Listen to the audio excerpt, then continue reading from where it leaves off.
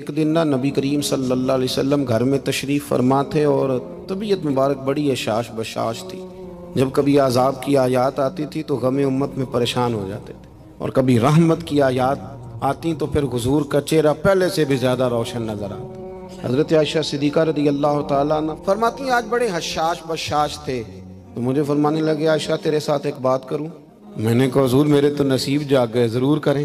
हुजूर फरमाने लगे तुम कभी मुझसे बड़ी राज़ी होती हो और कभी कभी ना किसी और अहलिया के पास ज़्यादा वक्त गुजारूं तो दिल में बात भी रख लेती हो। हज़रत आयशा कहती है मैंने फ़ौरन अर्ज़ की हुजूर मेरी माँ मुझे रोए, मैं और आपसे नाराज़ होंगी। तो फरमाया चल सुन तो लेना पहले।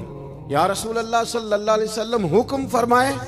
तो महबूब करीम सल्लल्लाहु अलैहि वसल्लम फरमाने लगे आयशा तुम कभी कभी कसम उठाती हो, और जब तुम्हारे दिल में मेरे बारे में कोई बात हो ना तो पता किस तरह कसम उठाती हो। तुम कहती हो मुझे हज़रत इब्राहीम अलैहिस्सलाम के रब की कसम हो, और जब मुझसे राज़ी होती हो तो फिर कहती हो मुझे मोहम्मद अरबी के रब की कसम हो।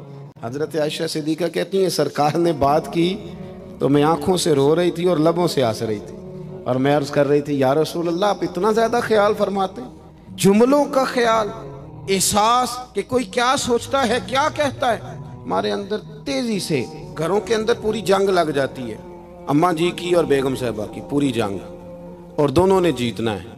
मसाजिद में जंग लग जाती है। मसला सिर्फ ये है कि एहसास नहीं। अगर एहसास होने लगे फिर इंसान किसी को कुछ दे के राज़ी होता है। आप बुखारी मुस्लिम की वो हदीस पढ़ें तो हैरान हो जाएं कि सरकार फरमाते हैं मैं जब नमाज की नीयत बांधता हूँ तो मेरा दिल करता है मैं लंबी नमाज पढ़ाऊँ, लेकिन फिर मेरा ख्याल आता है कि पीछे बूढ़े भी हैं, बीमार भी हैं, बच्चे भी हैं। या रसूल अल्लाह नमाज अल्लाह की और ख्याल बंदों का।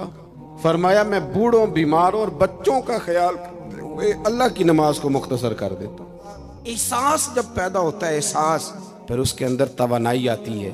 फिर इंसान अपने लिए नहीं दूसरों के लिए जीने में भी खुशी महसूस करता है।